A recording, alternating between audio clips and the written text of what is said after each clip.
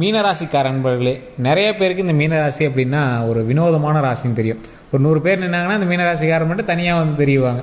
பெருசாக அவ்வளோ எதுவும் அழட்டிக்க மாட்டாங்க. நிறைய பேர் ஜாதகத்தில் அது இதுன்னு சொல்லிட்டு இருக்கும்போது அப்படியே ரொம்ப எல்லாம் வியூஸ் எல்லாம் அதிகமாக போயிட்டு இருக்கும். ஒவ்வொரு ராசியை பற்றி எல்லாம் தேடி தேடி பார்த்துட்டு இருப்பாங்க. ஆனால் இந்த மீனராசி மட்டும் அவ்வளோ யாரும் கண்டுக்காமல் இருந்திருப்பாங்க. என்னடான்னு பார்த்தா அவங்களுக்கு கடந்த காலங்கள் எல்லாமே ஒரு சமமான நிலைப்பாட்டில் போயிருக்கும். ஒரு சோகமாகவே இருந்துருப்பாங்க. யார் பார்த்து என்ன புண்ணியம், எதை பார்த்து என்ன ஆக போகுது அப்படிங்கிற ஒரு மன அழுத்தத்திலே வந்து இருந்திருப்பாங்க. அவங்களெலாம் இனி வரக்கூடிய காலங்கள் எப்படி இருக்க போகுது, அவங்க எந்த விதத்தில் சரியாக இருக்கணும் அப்படிங்கிற எல்லா விஷயத்தையுமே நம்ம வந்து பார்க்க போகிறோம். அது மட்டும் இல்லாமல் நிறைய பேர் வந்து கேட்டுட்டு இருந்த ஒரு விஷயம், தனிப்படையான ஜோதிடம் பார்க்கணும் அப்படின்னு ஒரு ஜோதிடனுடைய பிரபல ஜோதிடனுடைய நம்பர் நான் வந்து கீழே கொடுக்குறேன். ஒரு மிகப்பெரிய ஆசான் அப்படின்னு சொல்லலாம். இவர் வந்து ஒரு எப்படி சொல்கிறது, 3 லாங்குவேஜில் ஜோதிடம் பார்ப்பார். 3 லாங்குவேஜ் மட்டும் இல்லாமல் அவரோட ஸ்டேட்டில் இவர் வந்து ஆந்திரா சைடு, ஸோ அந்த சைடில் கர்நாடகா, இவர் தமிழ்நாடு ப்ளஸ் மலையாளம் கொஞ்சம் கொஞ்சம் பார்த்துட்டு இருக்காங்க. ஸோ இவங்க எல்லா ஸ்டேட்டில் இருக்கிறவங்களுக்குமே எல்லா லாங்குவேஜ்லேயும் சொல்கிறது மட்டும் இல்லாமல் விஐபியாக இருக்கக்கூடிய அரசியல் பிரமுகர்கள், அது மாதிரி ஆக்ட்ரஸ் எல்லாத்துக்குமே வந்து தனிப்படையான ஜோதிடமும் பார்த்து சொல்லிட்டு இருக்காரு. ஸோ இவரோட நம்பர் வந்து நான் கீழே கொடுக்குறேன். உங்களுக்கு ஒரு வேலை லக் இருந்ததுன்னா நீங்கள் ஃபோன் பண்ணும்போது எடுத்தாருன்னா நீங்கள் வந்து பேசிக்கலாம். நிறைய கால் போயிட்டு இருந்ததுன்னா நிறைய பேருக்கு எப்போ லக் இருக்குதோ அப்போ வந்து ஃப்ரீ டைமில் அவர் எடுக்கிறவங்க நீங்கள் வந்து பேசிக்கலாம். உங்களுக்கு ப்ராப்ளம் இல்லை அப்படிங்கிற பட்சத்தில் கீழே வந்து நம்பர் கொடுக்குறேன். நீங்கள் வேணால் அதை வந்து பயன்படுத்திக்கோங்க. இதை நீங்கள் ப்ரமோஷனாக எடுத்துக்கிட்டாலும் சரி, இல்லை என்னோட அட்வைஸாக எடுத்துக்கிட்டாலும் சரி. சரி சார், இப்போ நீங்கள் அந்த முக்கியமான ஒரு விஷயத்தை பற்றி பார்த்தலாம். இந்த மீனராசிக்காரர்களுக்கு கடந்த ஒரு 3 வருடமாக அதீத ஒரு உடல் ரீதியான பிரச்சனைகள் வந்து சந்திச்சிருப்பீங்க. மீனராசியை பொறுத்த வரைக்கும் இது உண்மையாக மறக்காம கமெண்ட் செக்ஷன் பற்றி விடுங்க. மன உளைச்சல்களும் தூக்கமின்மையும் அதிகமாக இருக்கும். சொத்து தகராறு மூலமாக ஒரு குடும்ப வழக்கு, அதாவது ஒரு குடும்பத்தில் உங்கள் பேர்லேயே கேஸ் இருக்குன்னா இல்லை, உங்கள் குடும்பத்தில் யாரோ ஒருத்தர் வந்து கோர்ட்டு தொடர்பு, போலீஸ் தொடர்பு, இந்த கேஸ் சம்மந்தப்பட்ட விஷயத்தில் வந்து கண்டிப்பாக ஈடுபட்டிருப்பாங்க. இது வந்து இந்த ராசியினுடைய ஒரு காலகட்டம், இந்த 3 வருட காலகட்டத்தில் இது கண்டிப்பாக நடந்திருக்கும். என்னடா பண்ணுறது, வாழ்க்கை என்ன எத்தனை அடியாக தாங்கிறது, ஒரு வீடு இன்னும் கட்ட முடியல, ஒரு சொத்து ஒன்று நிலையாக வாங்க முடியல, சொத்தை ஃபைனலாக ரெடி பண்ண முடியல, அந்த சொத்துக்காக கேஸ் அது இதுன்னு எல்லாம் மாறிட்டே தான் இருக்குது, என்ன பண்ணுறதுனே தெரியலையே அப்படின்னு தவிச்சிட்டு இருக்கக்கூடிய இந்த மீனராசிக்கு சின்ன சின்ன சக்ஸஸ் வந்து நடுவில் லைட்டாக எட்டி பார்க்கும். ஒரு சின்ன சந்தோஷம் அப்படி லைட்டாக எட்டி பார்க்கும். அந்த சந்தோஷத்தை ஃபீல் பண்ணலாம் அப்படின்னு போகிறதுக்குள்ள வேறு ஏதாவது ஒரு பணப்பிரச்சனையோ இல்லை மனப்பிரச்சனையோ ஏதாவது வந்து உங்களை வந்து டிஸ்டர்ப் பண்ணிகிட்டே இருந்திருக்கும். அந்த மாதிரி ராசிக்காரெலாம் இனிமேல் ஓரளவுக்கு பரவாயில்லையா இருக்கும் அப்படின்னு சொல்லலாம் சார். என்ன இருந்தாலும் கடந்த காலம் இந்த 3 வருஷம் இருக்குது பார்த்தீங்களா, இதுக்கு இந்தாண்ட இன்னொரு 1.5 வருஷம் உங்களுக்கு கொஞ்சம் ஒரு மார்க்கமாக தான் இருக்கும். அது வந்து ஒன்றும் பெருசளவுக்கு சொல்லிக்கவும் முடியாது, இல்லை ஓரளவுக்கு வந்து உங்களை காப்பாற்றி விடும், உயிர் தப்பிச்சு வச்சிரும். அதனால் ஒன்றும் பெரிய இஷ்யூ கிடையாது. ஆனால் அதுவே உங்களுடைய தனிப்படையான ஜோதிடத்தை பார்த்து அது தனித்தனியாக சொல்லுவாங்க. உயிருக்கு பிரச்சனை இல்லை, உடல் ரீதியான பிரச்சனைகளில் ஏதாவது உங்களுக்கு தோணுச்சு அப்படின்னா உடனடியாக டாக்டரை பார்த்துணும். அது வந்து மெயினான ஒரு மிகப்பெரிய ஒரு விஷயமா சொல்லப்படுது. இந்த டிஸ்க்ளைமராகவே சொல்லிடுறோம். உடல் ரீதியாக எதாவது இருக்குது, ஜாதகத்தை நல்லா இருக்குன்னு சொல்லிவிட்டாங்க, அதனால் நம்ம வந்து போய் டாக்டரை பார்க்கக்கூடாது அப்படிலாம் கிடையாதுங்க. தனிப்படையான ஜாதகம்னு ஒன்று இருக்குது.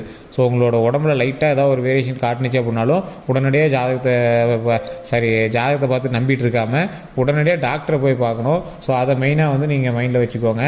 ஏன்னா தனிப்படையான ஜாதகம் எப்படி இருக்குது, ஃபேமிலியோட ஜாதகம் எப்படி இருக்கிறது பொறுத்து தான் உங்களுடைய ஆயுட்காலத்தை வந்து கணக்கிடுவாங்க. இப்போ இந்த மீனராசிக்காரர்கள் கொஞ்சம் ஜாக்கிரதையாக இருக்க வேண்டிய விஷயத்தில் முதன்மையான விஷயம் உடல் ரீதியான விஷயங்கள் அப்படின்னே சொல்லலாம். மற்றபடி நீங்கள் ஒன்றும் பெரிய பயம்லாம் பட தேவையில்லை.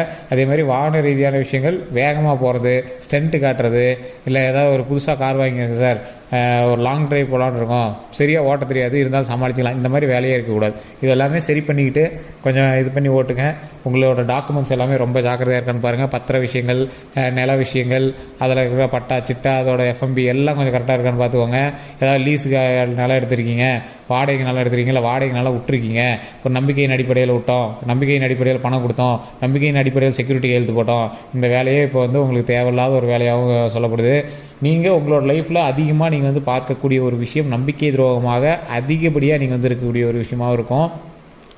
அதே மாதிரி மன ரீதியான விஷயங்கள், பண ரீதியான விஷயங்கள், இந்த 2 ரீதியான விஷயங்களையும் ரொம்ப கவனமாக இருங்க. ஏற்கனவே உடல் ரீதியான விஷயங்கள் படாதபாடுபட்டுருப்பீங்க, மருத்துவ செலவுகள் கொஞ்சம் அதிகமாக ஆகிருக்கும். அது எல்லாத்தையுமே கொஞ்சம் பார்த்து கவனமாக செலுத்துறதுக்காக இனி வரக்கூடிய காலங்களில் செலவு கொஞ்சம் குறைச்சிக்கோங்க. இந்த மீனராசிக்காரர்கள் அதிகமாக ஆடம்பர செலவு பண்ண மாட்டீங்க, இருந்தாலும் 1-2 விஷயங்கள் உங்களுக்கே தோணும், இது தேவையில்லாத செலவு அப்படிங்கிற மாதிரி தோணும்.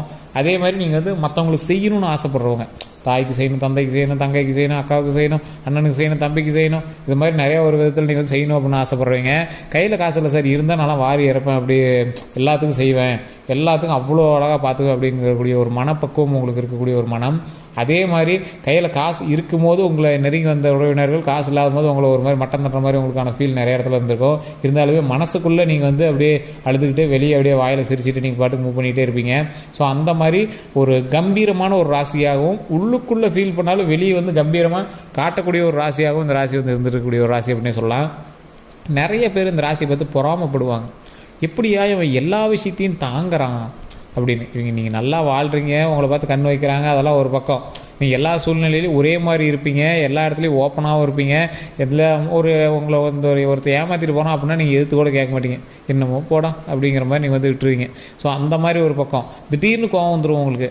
அந்த இடத்துல நீங்கள் வந்து பேசினா ரொம்ப அது பெருசாகிடும் அப்படின்னே ஸ்கிப் பண்ணிட்டு வந்துடுவீங்க. திடீர்னு ஒரு டைமில் நீங்கள் பேசிடுவீங்க. அந்த ஒரு டைம் நீங்கள் பேசுறதை வச்சு உங்களை எல்லாத்தையும் கெட்டவன்னு விடுவாங்க. ஏன்னா அவ்வளோ நாள் அவன் எல்லாம் தப்பானா அப்போல்லாம் தெரியல, அது திருப்பி இத்தனை நாள் தாங்கிட்டு வந்து திடீர்னு பேசும்போது உங்களுக்கு எல்லாம் கெட்டவனா தெரியணும் அப்படிங்கிற மாதிரி அந்த இடத்துல நீங்கள் வந்து ஸ்கிப் பண்ணிட்டு தான் போயிட்டுருப்பீங்க. இவனுக்குலாம் எப்படா வாழ்றது அப்படின்னு ஒரு வாழ்க்கையை வந்து வாழ்ந்துட்டுருப்பீங்க. உங்களுக்கு இனி வரக்கூடிய காலங்களில் ஒரு 1.5 வருட காலம் நீங்கள் கொஞ்சம் ஜாக்கிரதையாக தான் இருக்கணுங்க. கொஞ்சம் பார்த்தே தான் இருக்கணும். உடல் ரீதியான விஷயத்தில் ஃபஸ்ட்டு கவனம் தேவை. டாக்குமெண்ட் இந்த மாதிரி ஃபைல் சம்மந்தப்பட்ட விஷயத்தில் ரொம்ப கவனம் தேவை.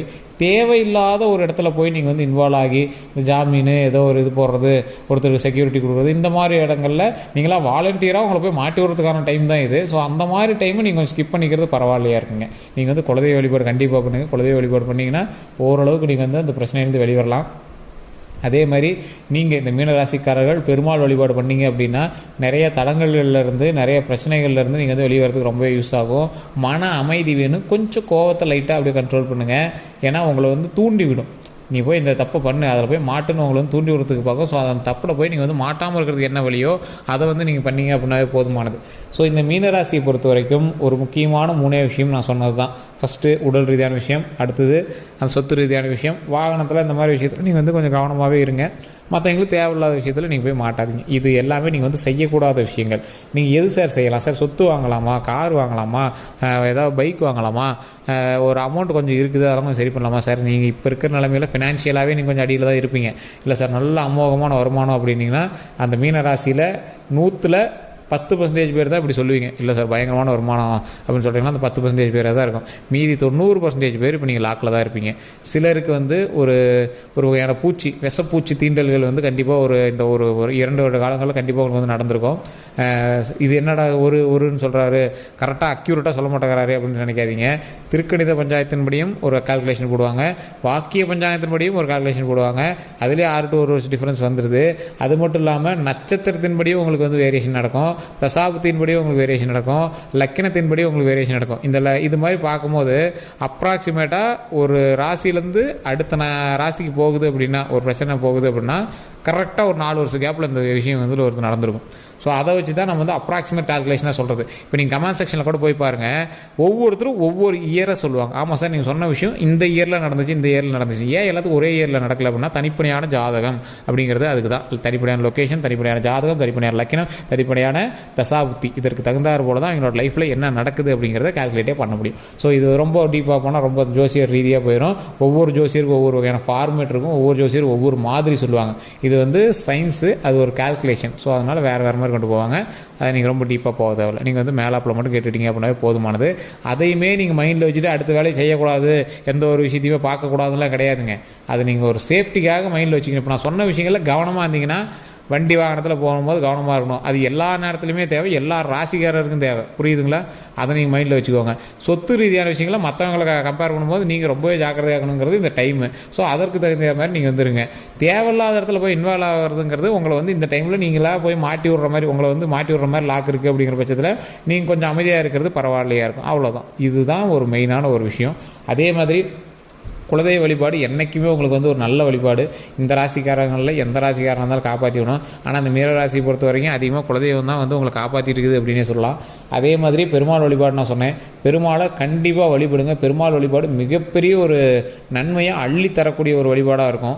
இந்த ராசிக்காரர்கள், மீன ராசிக்காரர்களை பொறுத்த வரைக்கும் ஏதாவது ஒரு தொழில் ஆரம்பிக்கிறீங்க, ஏதாவது ஒரு வருமானத்துக்காக பார்த்துருக்கீங்க, ஏற்கனவே இந்த கம்பெனியில் வந்து வேரியேஷனுக்காக பார்த்துருக்கீங்க, கம்பெனியில் ப்ரமோஷனுக்காக பார்த்துருக்கீங்க, கம்பெனியில் ட்ரான்ஸ்ஃபருக்காக பார்த்துருக்கீங்க அப்படின்னா பக்கத்தில் இருக்கக்கூடிய தட்சிணாமூர்த்திகிட்ட போய் ஒரு நெய் விளக்கு ஏற்றி 2 நெய் விளக்கு ஏற்றுங்க. நெய் விளக்கு ஏற்றி சாமியை வழிபடுங்க. சாமியோட ரைட் சைட்லேருந்து உங்களுக்கு என்ன வேணுமோ கேளுங்க. முடிஞ்சால் கொண்டக்கடலை செஞ்சு சுண்டல் செஞ்சு அங்கே இருக்கிறவங்களுக்கு ஒரு 4 பேருக்கு கொடுங்க. கொடுங்க. அது ரொம்பவே நல்லது. இதன் மூலமாகவே பல நன்மைகள் கிடைக்கும். அன்னதானம் பண்ணிங்க அப்படின்னா இன்னுமே உங்களுக்கு ரொம்பவே வந்து ஒரு நல்ல விஷயங்கள் கிடைக்கும். வயசானவங்களுக்கு எல்லாம் கூப்பிட்டு ஃப்ரெண்ட்ஸை கூப்பிட்டு அன்னதானம் பண்ணுறது இல்லைங்க. வயசானவங்களுக்கு சாப்பாடு இல்லாமல் இருக்கிறவங்களுக்கு கொடுங்க. அவங்க சாப்பிட்றத நீங்கள் பார்க்கணும். பேக்கெட்டில் பொட்டலம் போட்டு கொடுத்துட்டு அதை அப்படியே விட்டுலாம் இது பண்ணாதீங்க. கவரில் நீங்கள் அவங்க சாப்பிட்ணும், அதை நீங்கள் பார்க்கணும். உங்கள் கையால் செய்யுங்க. ஒன்றும் கிடையாது. தயிர் சாதம் போய் ஒரு 5 பேர் சாப்பிட்ற மாதிரி வீட்டில் கப்பலை கிளறி கோயிலுக்கு போனீங்க அப்படின்னா ஒரு கவலை மாதிரி கொடுத்து ஏதோ ஒரு இலை மாதிரி கொடுத்து அப்படியே வலிச்சு அந்த கரண்டியில் வலிச்சு இங்கே இதில் போடுங்க. அதை இங்கே சாப்பிடணும். அதை நீங்கள் பாருங்கள். அதுதான் நல்லது. உங்களோட கைப்பட செஞ்ச உணவு கொடுக்குறது தான் அன்னதானம். கடையில் வாங்கி அப்படியே கொடுக்குறது ஓரளவுக்கு மன திருப்திக்காக கொடுக்குறதுங்க. இந்த அன்னதானம் அப்படிங்கிறது அவங்க வயிறு நிறையணும், அவங்க மனசு நிறையணும். அப்போ அந்த பார்வை நீங்கள் நல்லா இருக்குன்னு அந்த வயிறாறு சொல்கிறாங்க பார்த்தீங்கன்னா, அந்த விஷயம் தான் நம்மளை வந்து நல்லா இருக்க வைக்கும். ஸோ இதை விட நிறைய விஷயங்கள் நம்மளை வந்து நல்லா இருக்க வைக்க போகுது. ஸோ அதுக்கு வந்து கண்டிப்பாக இந்த மாதிரி சின்ன சின்ன விஷயங்களை வந்து ஸ்கிப் பண்ணாமல் பண்ணுங்கள். இது வந்து ரொம்ப மிகப்பெரிய ஒரு நன்மை அப்படின்னே சொல்லலாம். ஸோ இந்த வீடியோ ஸ்கிப் பண்ணாமல் பாருங்கள். இந்த வீடியோவில் நான் சொன்ன விஷயங்கள் ஏதாவது உங்களுக்கு கருத்துக்கள் வேறுபாடுகள் ஏதாவது இருந்துச்சு அப்படின்னா நீங்கள் வந்து மறக்காம கமெண்ட் செக்ஷனில் பதிவிடுங்க. அதே மாதிரி நம்ம சேனலில் நீங்கள் வேறு சப்ஸ்கிரைப் பண்ண பார்த்தீங்கன்னா சப்ஸ்கிரைப் பண்ணிக்கோங்க. இப்போ பக்கத்தில் பெல் பட்டனை மறக்காம ப்ரெஸ் பண்ணிக்கோங்க. எதுலேயே பார்த்துருக்கீங்க அப்படின்னா ஃபாலோ பண்ணிக்கோங்க. சொன்ன 3 விஷயம்தான். 1 உடல் ரீதியான விஷயங்களை கவனம் செலுத்துங்க. அதே மாதிரி 2 பத்திரங்கள் இந்த மாதிரி ஏதோ ஒரு சைன் போடுறது, செக்யூரிட்டி கையெழுத்து போடுறது, அது மாதிரி விஷயத்தில் கொஞ்சம் கவனமாக இருங்க. வாகன விஷயத்தில் கொஞ்சம் கவனமாக இருங்க. இதுதான். மற்றபடி உங்களுக்கு என்ன ப்ராப்ளம் எதுவும் கிடையாதுங்க.